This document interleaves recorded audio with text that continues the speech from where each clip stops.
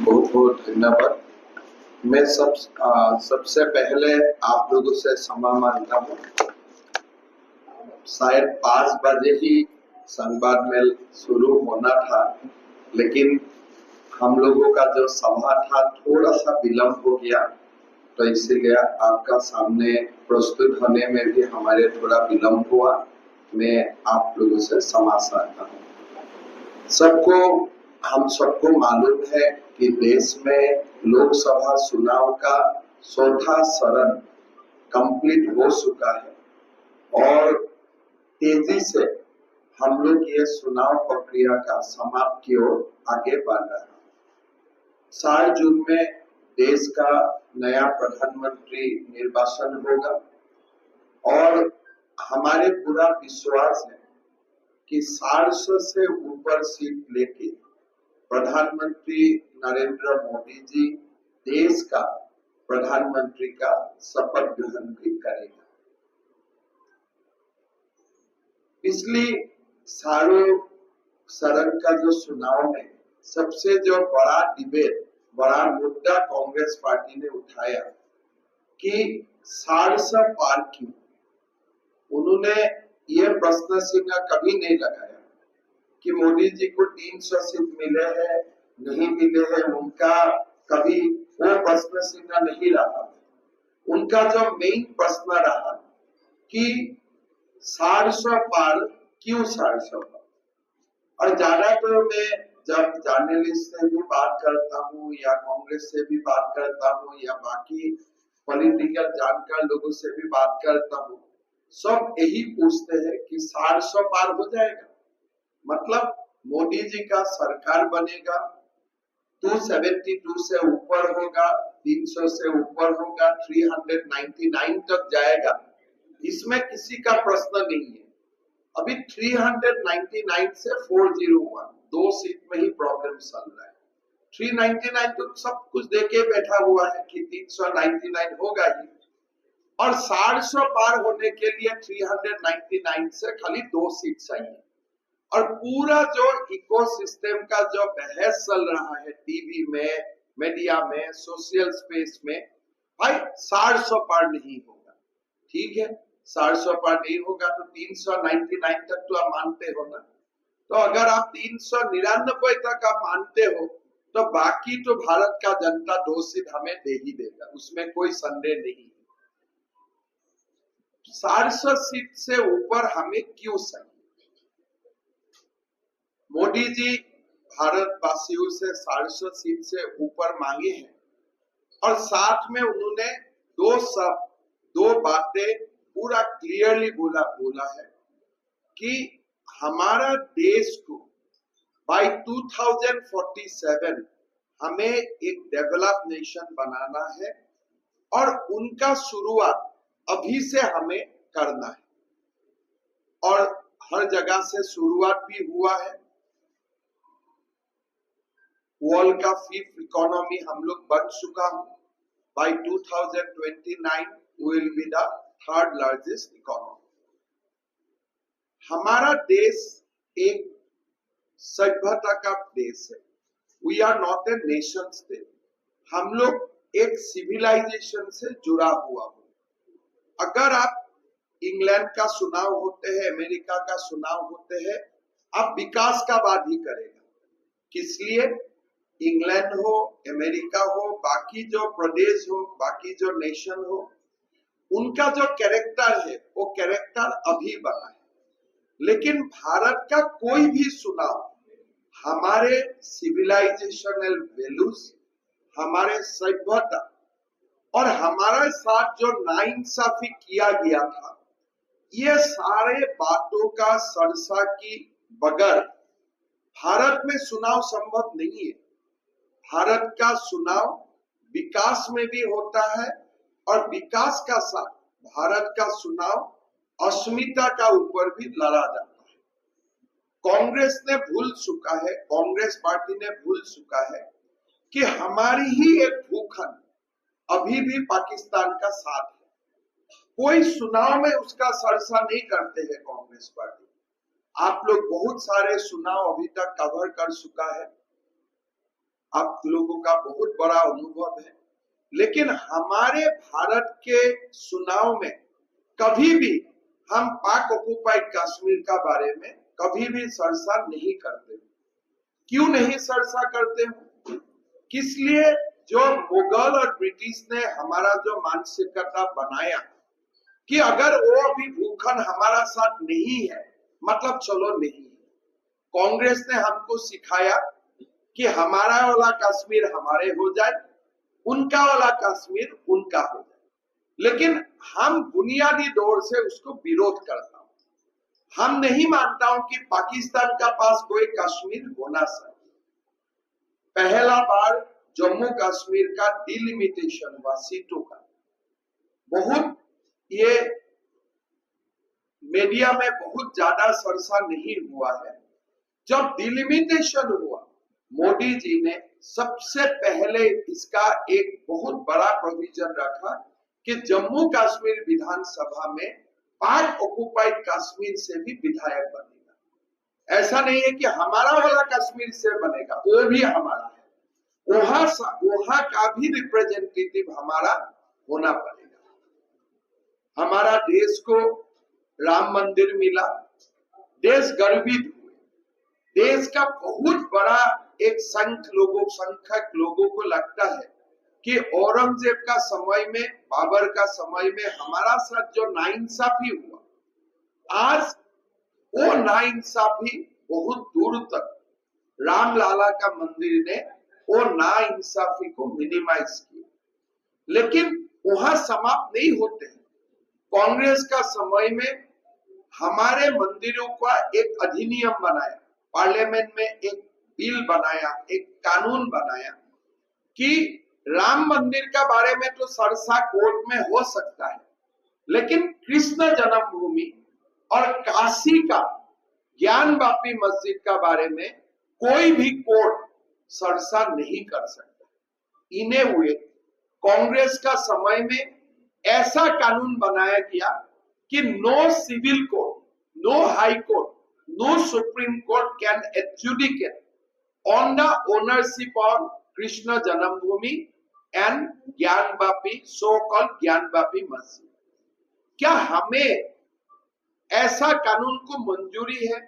जो कानून हमारे भगवान का जन्मभूमि में भी हमें मंदिर बनाने अनुमति नहीं देते। हमारा देश को यूनिफॉर्म सिविल कोड का जरूरत है।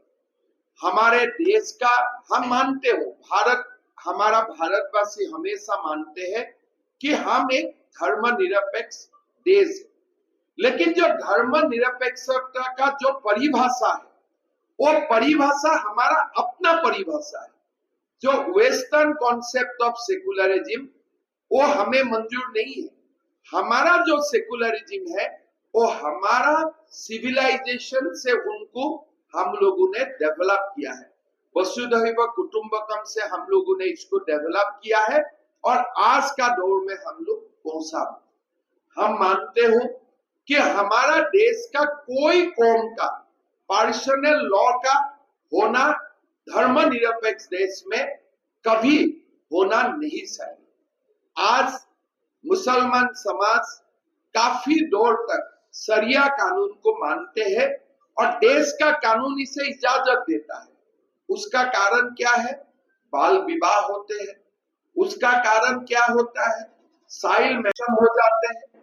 एक एक लोगों को 4 शादियां करने का अनुमति मिलते हैं और हमारे बेटियों को अपना पिता का संपत्ति का ऊपर कोई अधिकार नहीं मिलते। हमारा सेकुलरिज्म का जो परिभाषा है ये हमें सिखाता है कि अगर मुस्लिम समाज में भी हमारे माताओं और बहनों का साथ नाइंसाफी किया गया है, उनको भी सुधारना पड़ेगा। देश में यूनिफॉर्म सिविल कोड आना पड़ेगा और हमारा संविधान का directive principle of state policy हमें निर्देशित करता है कि आप देश में यूनिफॉर्म सिविल कोड लाइए।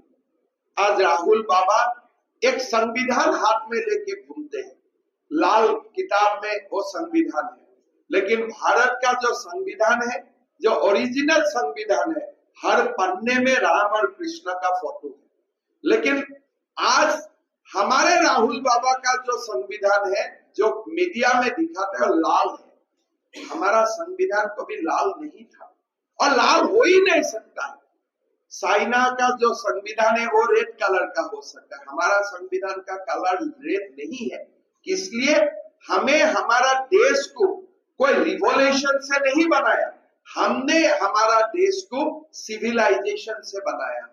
हमारा देश का विकास, हमारा देश का आविर्भाव कोई रिवॉल्यूशन से नहीं हुआ है। हमारा देश का जो डेवलपमेंट हुआ है वो बुद्ध से लेकर महावीर जैन से लेकर वेद पुराण उपनिषद से आज हम यहाँ तक पहुंचा।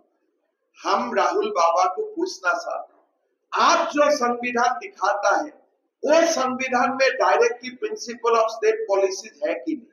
अगर है तो आप क्यों बोला है कि मैं पर्सनल लॉ को स्ट्रेंथन करने जाऊंगा? आपने क्यों अपना घोषणा पत्र में बोला कि Congress will strengthen personal laws? इसलिए हमारा संविधान में लिखा हुआ है कि हमारा देश में पर्सनल लॉ हो ही नहीं सकता है, हमारा देश में शरिया का कानून हो ही नहीं सकता है, हमारा देश में यूनिफॉर्म सिविल कानून लागू होगा, यह संविधान में लिखा हुआ है। इसीलिए जब कांग्रेस बोलते हैं कि हमें 400 सीट से ऊपर चाहिए संविधान बदलने के लिए, हम उल्टा बोलता हूं, हमें संविधान को इंप्लीमेंट करने के लिए हमें 400 सीट चाहिए।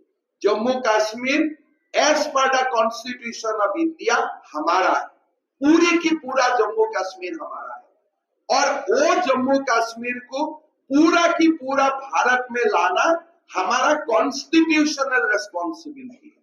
और वो संविधानिक जिम्मेदारी को निभाने के लिए हमें 400 पार सीट चाहिए। हम यूनिफॉर्म सिविल कोड देश में लाना हमारा संविधानिक जिम्मेदारी है। उनको रिफ्लेक्ट करने के लिए, यूसीसी लाने के लिए हमें 400 से ऊपर सीट चाहिए। हमारा देश का इकोनॉमी अमेरिका और चाइना से भी बाय 2047 ऊपर ले जाने के लिए हमें 400 से ऊपर सीट चाहिए।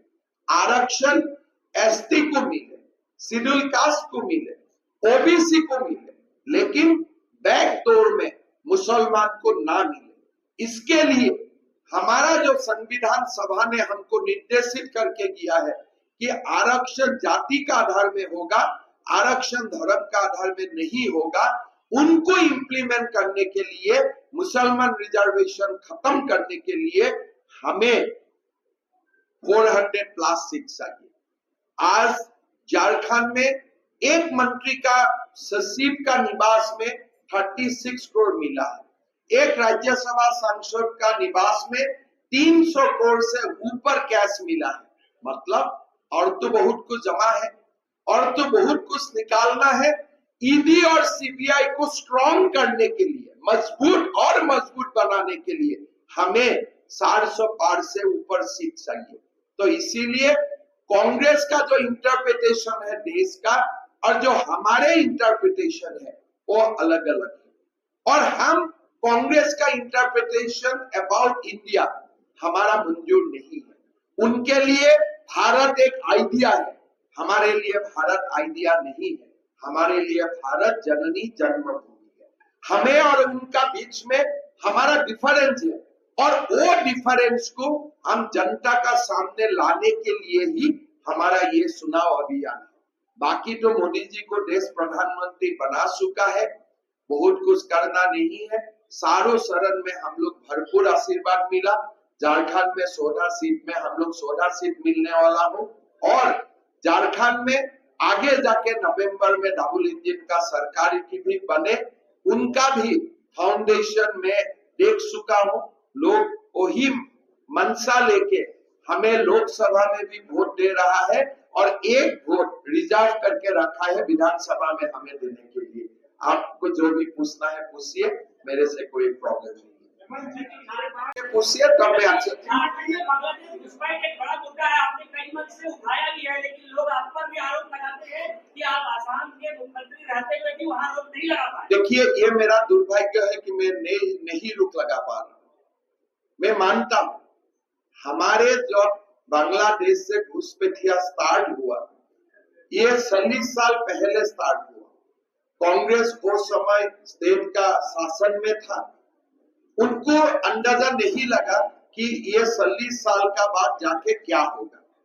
आज हमारा असम में घुसपैठी जो बांग्लादेश से रिलेटेड लोग है, द वॉल्यूम इज 1.25 करोड़। ये समस्या स्टेटमेंट से समाधान करने वाला नहीं है, ये एक बहुत बड़ा समस्या बन चुका हो और आसामीज लोग अपना आइडेंटिटी खो चुका हो। इसीलिए मैं झारखंड में आके बोल रहा हूं, अब हमें जैसा गलती मत करो। हम लोग गलती कर लिया था 40 साल पहले, सीमाओं को हमने संरक्षण नहीं किया। आप रोहिंग्या को आने मत दीजिए। हम स्वीकार करता हूं झारखंड का पुण्य भूमि में, भगवान बिरसा मुंडा का पुण्य भूमि में, कि हम लोग गलती किया। बंगाल और असम ने गलती किया। हम लोगों को जो करना था वो समय हम कर नहीं पाए। वो समय हमारा पास नरेंद्र मोदी नहीं था, हम कर नहीं पाए। आज झारखंड का साथ मोदी जी है। घुसपैठ को रुकाइए, नहीं तो हाँ, आप लोग देखते देखते 20 साल में, अभी तो खाली एक जिला में ही चल रहा है, आगे जाके पूरा झारखंड में मूल निवासी हम लोग माइनॉरिटी बन जाएगा। ये आसाम का हकीकत है। यहाँ मुझको कोई दबाने से फायदा नहीं है, इसलिए मैं स्वीकार करता हूँ हम लोग नाकामयाब रहा। आज का बात नहीं, 40 साल पहला। आज घुसपैठिया का 40 विधायक होते हैं हमारा विधानसभा में, मंत्री होते हैं, स्पीकर होते हैं, मजिस्ट्रेट होता है, डीसीज होते हैं। हम अभी रुकने वाला स्थिति में नहीं है। हम तो अभी फाइट कर रहा हूं हमारा एग्जिस्टेंस के लिए, कि कैसे हम लोग जिंदा रह सकता। हर दिन हम लोग लड़ता हूं। अभी हमारा वो स्थिति में हम लोग पहुंच चुका हो, झारखंड वो स्थिति में नहीं जाना चाहिए। इसीलिए मैं एक भुक्तभोगी होने का नाते झारखंड में यही बोलना चाहता हूं, ये पॉलिटिकल इशू नहीं है, ये कांग्रेस बीजेपी जेएमएम का इशू नहीं है, ये झारखंड का भविष्य का इशू है। झारखंड पुलिस का काम है और बहुत बुरी तरफ रुकना है। घुसपैठी देखने से ही टांग तोड़ के यहाँ से भगा देना चाहिए। जो भी घुसपैठी देखते हैं ना, तुरंत टांग तोड़ के यहाँ से निकालिए। ये पॉलिटिकल डिबेट का इशू नहीं है, ये कैंसर है, आपको खा जाएगा। अभी अगर केमोथेरापी आप नहीं करेगा तो बाद में आप कर नहीं पाएगा। हम कोई बीजेपी कांग्रेस को, या सेंट्रल गवर्नमेंट का जिम्मा है, कांग्रेस का जिम्मा है, स्टेट गवर्नमेंट का काम है, म्युनिसिपैलिटी का काम है, वो छोड़ दीजिए। जो भी घुसपैठी देखता है उनको टांग तोड़ दीजिए। पब्लिक देखते तो पब्लिक तोड़े, पुलिस देखते तो पुलिस तोड़ दे, जैसे तैसे झारखंड को बसाइए, नहीं तो आप लोग आसाम बन जाएगा।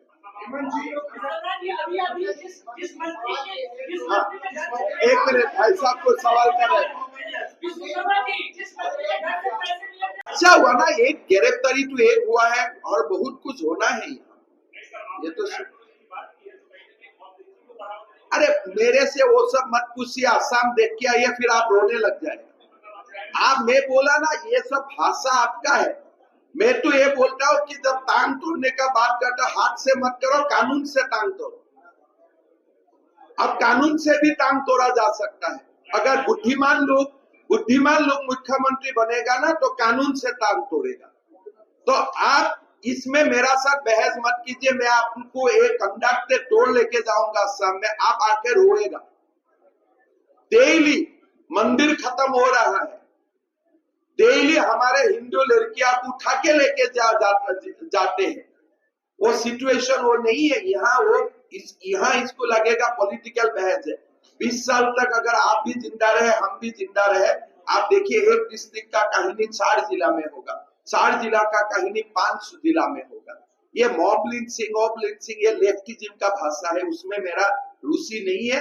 मैं ये जानता हूं कि कानून से भी लोगों का टांग तोड़ा जा सकता है। आप पूछिएगा कि आप पूछ लीजिए, फिर बाद में आप। हाँ।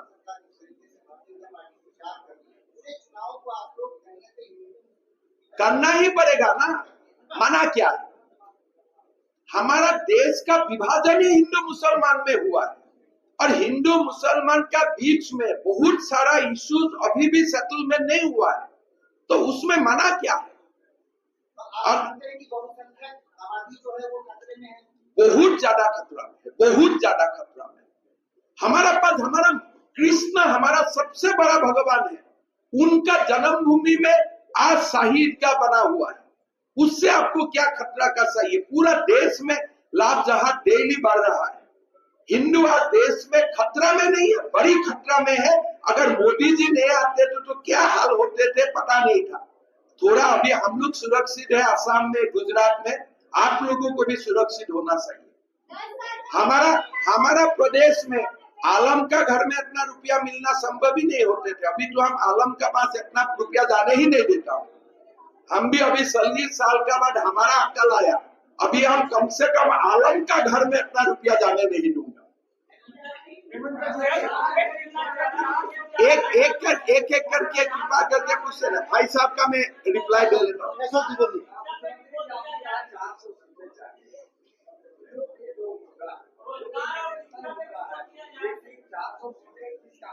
400 सीट से ही हो जाएगा।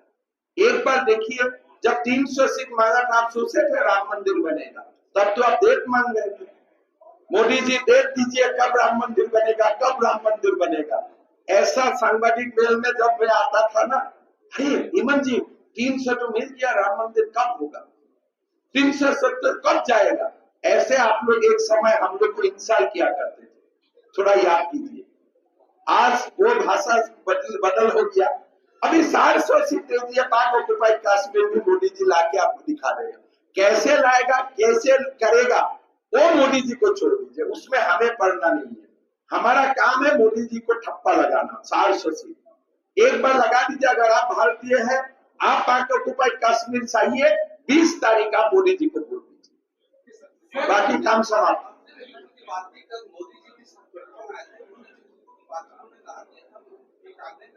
एकदम 100%। हम तो हमेशा भी दीपक जी को बोला हूं मैंने थोड़ा देर पहले, हिंदू को ठंडा मत करो, अभी थोड़ा हिंदू गर्म हुआ है, गर्म रहने बोला था ना दीपक जी ने। अभी मैं हेलीकॉप्टर में बोला कि अभी लोग जय जय श्री राम बोलना शुरू किया है बहुत सालों का बाद, ठंडा मत करो। हमारा जो सेकुलर लोग है ना, हमें ठंडा कर देगा, अरे बंद मत बोलो जय जय श्री राम। अरे आप नमाज बंद कर पाएगा?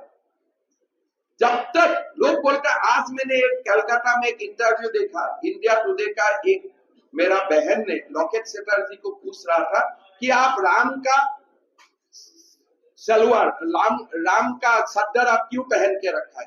किसी का हिम्मत है पूछने के लिए जाके कोई मुसलमान को, क्यों आप नमाज का टोपी क्यों पहन के रखा है? किसी का हिम्मत है वो?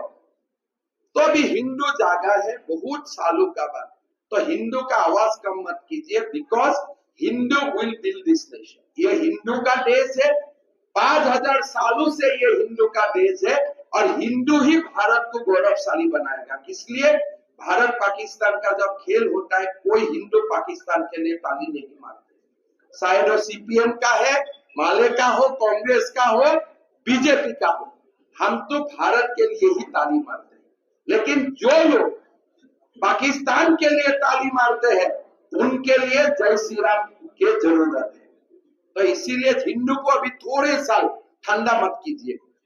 दीपक जी आपसे सवाल है, फिर आज लोग गिरफ्तार हो गए हैं, क्या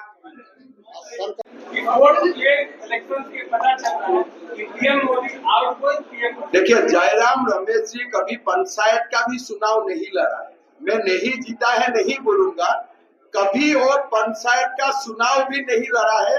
भारत का चुनाव का बारे में उनका कोई अंदाज नहीं है।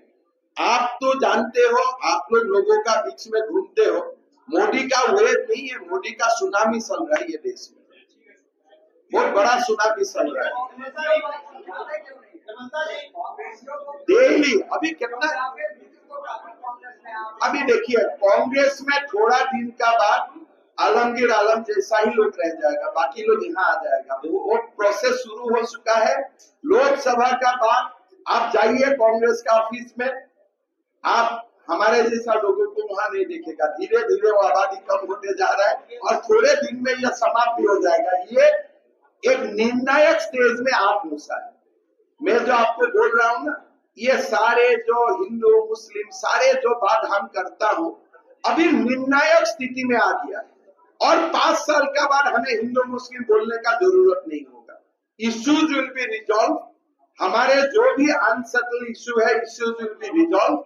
हमें देश को विश्व गुरु बनाने का रास्ता में लेके जाऊंगा, लेकिन थोड़ा बहुत अनसेटल इश्यूज है, उसको सेटल होने दीजिए। हिंदू जागृत हुआ है, जागृत रहने दीजिए। अच्छा, लेडीज फर्स्ट। यस, अच्छा एक मिनट लेडीज फर्स्ट। वो तो ठीक है, कोई कारण में नहीं लड़ा होगा। ये तो नड्डा जी को नड्डा जी को पूछना पड़ेगा। बहन सुनिए, बीजेपी कश्मीर में कैंडिडेट नहीं दिया और बीजेपी ने ये प्रूव कर दिया कि कश्मीर में हमें राजनीति करना नहीं है। अगर हमें राजनीति करना था, हमें कैंडिडेट देते थे। हम कश्मीर का भला चाहते, शांति चाहते हैं, तो हमने निर्णय लिया। ठीक है, अभी कश्मीर में चुनाव ऐसे ही होने दीजिए। 10% वोट भी बढ़ा है। अगर आप चाहते, अगली बार हम लोग लड़ लूंगा, कोई प्रॉब्लम नहीं। सबसे बड़ा हिंदुओं का नेता बनने की होड़ आपको क्यों लगी? सबसे बड़ा नेता हमारा देश में आप ही हो। आप लोग जैसा क्वेश्चन करते हो ना, उससे लगता है कि हिंदुओं का प्रति आप लोग का बहुत प्यार है। आप ये मेंटेलिटी आप रखिए, ये स्टेमिना रखिए, बहुत आगे निकल जाएगा। एक सवाल ले लीजिए। अरे ऐसा आलम तो और गिरफ्तारी होते रहेगा भारत में। एक से अपना बिगड़ मत जाइए, आगे बहुत देखना बाकी है, आगे बहुत कुछ होना बाकी है। इसीलिए मैं शुरुआत में बोला, हमें 400 से ऊपर सीट चाहिए ईडी और सीबीआई को स्ट्रॉन्ग करने के लिए।